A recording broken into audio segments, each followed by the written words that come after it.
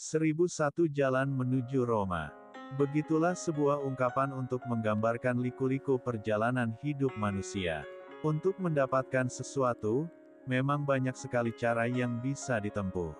Kadang peristiwa demi peristiwa bisa mengubah arah dan tujuan, dan itulah yang disebut dengan ujian, atau tantangan. Tapi, tak semua orang bisa menghadapi ujian itu dengan baik, bahkan bisa membawa dirinya ke arah jalur yang tak semestinya. Inilah kisah perjalanan hidupku yang sengaja aku bagikan, semoga menjadi hiburan sekaligus dapat diambil hikmahnya.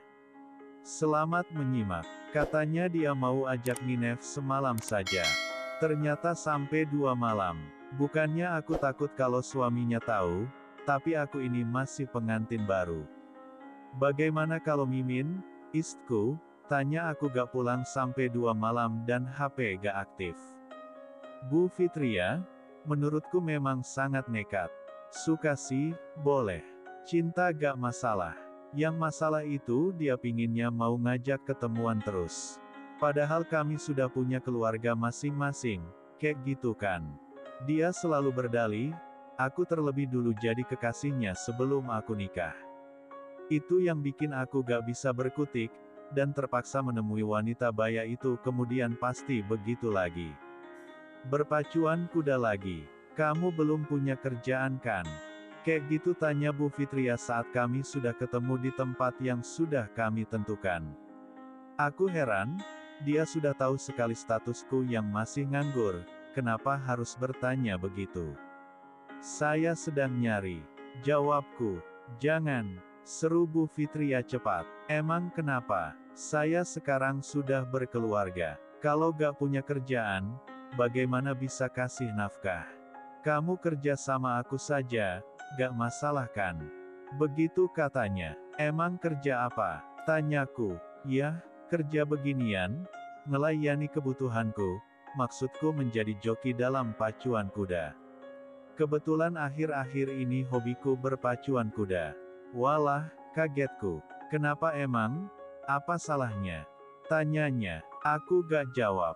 Bingung. Masak aku dikasih kerja macam itu? Enak sih. Tapi kalau sampai konangan istriku gimana? Batinku. Gimana? Mau gak? Tanya Bu Fitria. Anehnya. Biar aku bingung, tapi langsung jawab deng cepat. Mau Bu, kayak gitu kan? Oke, nanti aku bikinin jadwal, katanya. Jadwal apaan sih Bu? Tanyaku. Ya jadwal berapa kali dalam seminggu kita ketemu toh, begitu katanya. Masak harus pakai jadwal segala Bu? Tanyaku lagi. Ya iyalah. Kerja itu harus profesional. Biar gajimu juga ketahuan, gitu kan? Jelas Bu Fitria. Lia Bu. Jawabku singkat disertai suara hati yang serba ragu. Setelah ada kesepakatan, kami pun kembali melanjutkan. Entah, ini untuk putaran yang keberapa kali.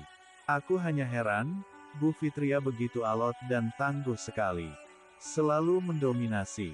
Aku baru bisa paham kalau suaminya yang sudah berusia 50 tahun itu pasti sudah jelprut, gak bisa ngatasi. Namun sebelum dilanjut, kenalin dulu. Namaku Hendra, umur 28 tahun. Istriku bernama Delia, kami nikah belum lama. Baru 2 minggu.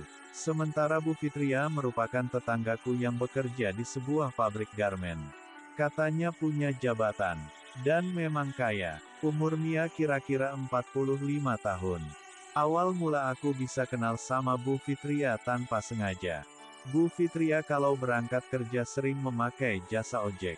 Alasannya simple, biar gak kena macet. Sedang aku, waktu tuh, kerja sebagai ojol. Di satu kesempatan orderan Bu Fitria masuk di aplikasiku. Karena sudah paham Bu Fitria, aku langsung meluncur ke rumahnya. Setelah melihatku, Bu Fitria heboh. Dia baru ngeh kalau tukang ojolnya adalah aku. Aku juga agak GR. Ternyata orang sekaya Bu Fitria kenal aku. Padahal rumah kami, walau sekampung tapi jaraknya cukup jauh. Dari situlah, pada akhirnya Bu Fitria menjadi pelangganku. Tanpa pakai aplikasi lagi. Pokoknya setiap pagi aku antar Bu Fitria ke tempat kerjanya. Karena saking seringnya boncengan dan ngobrol sepanjang jalan, kami pun semakin dekat dan akrab. Bahkan tangannya sudah berani melingkar di pinggangku. Singkat cerita, Bu Fitria bolos kerja. Dia mau curhat sama aku. Jadi waktu itu, waktu berangkat kerja, dia nyuruh aku belok, dan menuju ke suatu tempat. Setelah sampai, ternyata Bu Fitria ingkar janji. Ternyata bukan cuma cerita tentang dirinya, tapi ngajak bermain pacuan kuda. Aku gak mungkin bisa nolak. Selain Bu Fitria cantik, memiliki bodi yang bagus, ia juga ngiming-ngimingi uang. Dan sumpah, kuakui Bu Fitria emang hebring dan dahsyat. Delia, pacarku masih kalah jauh. Ini emak-emak terlalu mahir memainkan segala macam jenis perlombaan. Sebagai joki, kadang aku sampai keteteran. Pontang-panting menyesuaikan langkah dan geraknya. Itu menurutku, gitu. Kamu belum pernah berpacuan kuda tapi kok sudah hebat gitu mainnya. Kayak gitu kan, tanya Bu Fitria. Aku jadi keki dan bingung. Ini orang sedang nyindir atau lagi memuji. Sementara aku yang merasa hampir kewalahan tapi malah dibilang hebat. Masak begitu saja hebat, Bu? Nggak nyindir kan? Tanyaku penasaran. Lia bener kok, ngapain nyindir, emang umurmu berapa sekarang?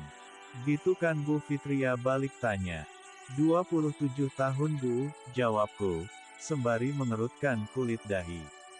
Aku mikir, emang apa hubungannya sama umur? Umur segitu biasanya masih lugu. Masih malu-malu kuciang, gitu, timpalnya. Pasti kamu sudah sering main pacuan kuda sama pacarmu ya? Tambahnya. Jujur, Bu, saya sejak dari kelas 2 SMA sudah sering berpacuan kuda. Waduh, ternyata sudah tinggi juga ya jam terbangmu. Kayak gitu kan ucapnya. Aku hanya mesem. Sudah berapa kali ganti kuda? Pertanyaan yang kesekian kali itu bikin aku kaget. Kok, pemikiran Bu Fitria ke arah itu? Saya melakukan pacuan kuda hanya sama pacarku yang kebetulan menjadi calon istriku saja, Bu. Bener-bener hebat kamu. Sekarang tambah satu lagi, berarti sama dua wanita kan? Begitu kan, jelas Bu Fitria. Betul, Bu, satunya Bu Fitria, ujarku. Jadi setelah nikah nanti, saya minta. Kita sudah gak beginian lagi, kataku meminta. Iya deh, aku janji, setelah kamu nikah, aku gak akan ganggu kamu lagi, sahutnya.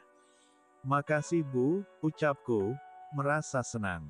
Tapi, Bu Fitria memutus kalimatnya. Tapi apa, Bu? Tanyaku penasaran. Sebelum nikah, kamu harus ngajak aku berpacuan kuda sesering mungkin, biar setelahnya aku merasa bosan dan bisa ninggalin kamu dengan enak.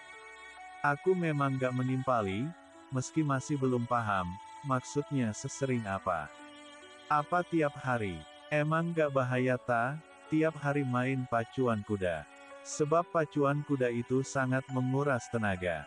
Badan bisa lemes, letih, dan loyo. Dan ternyata gak tiap hari, tapi seminggu 3 kali. Artinya, aku masih bisa ada kesempatan bersama Mimin, calon istriku. Tapi yang bikin aku merasa kewalahan, saat menjelang pernikahanku, Bu Fitria ngajak olahraga pacuan kuda seminggu full, dan itu dilakukan tiap hari. Dia sengaja ingin memanfaatkan sisa waktu sebaik mungkin. Sampai aku kadang bingung sendiri, padahal aku harus persiapan ini dan itu. Dan yang bikin aku agak emosi, saat H-1, Bu Fitria justru ngajak aku nginep. Sebenarnya aku mau nolak. Tapi dia pinter berakting. Dia merengek sambil bilang, itu untuk yang terakhir kali. Sebagai salam perpisahan. Dan akhirnya aku pun luluh. Tapi gak ngangka, di tengah malam, Bu Fitria ngasih kejutan luar biasa. Ia transfer uang dalam jumlah yang bikin aku tercengang. Katanya itu sebagai hadiah perpisahan. Tapi setelahnya aku harus kembali menyenangkannya. Tentu saja, dengan semangat membara, Aku turuti permintaannya. Sampai aku merasa heran sendiri, bagaimana aku bisa menjadi sehebat itu. Tapi ternyata janji Bu Fitriah hanya omong kosong. Dia tetap ngajak ketemuan lagi. 2 minggu setelah hari pernikahanku dia minta ditemui. Padahal aku sudah gak ngojol lagi. Ketemunya pun bukan sejam atau beberapa jam, tapi 2 hari 2 malam. Namun Bu Fitria bisa bikin aku merasa tenang, dengan mengatakan ingin memberi kerjaan. Tapi kerjaan yang bikin aku keder. Yakni kerja menjadi joki, nemenin Bu Fitria berpacuan kuda. Yah, meski aku sudah sering nemenin, tapi akan jadi berubah kesannya jika sudah statusnya menjadi pekerjaan. Apalagi dibuatin jadwal ketemunya. Artinya aku harus kerja secara profesional. Ah, jalanin dulu ajalah. Apalagi aku emang lagi butuh kerjaan. Sudah capek jadi ojol. Tung-tung buat batu loncatan. Sambil kerja jadi joki, sambil nyari info loker yang lainnya. Hidup harus berproses.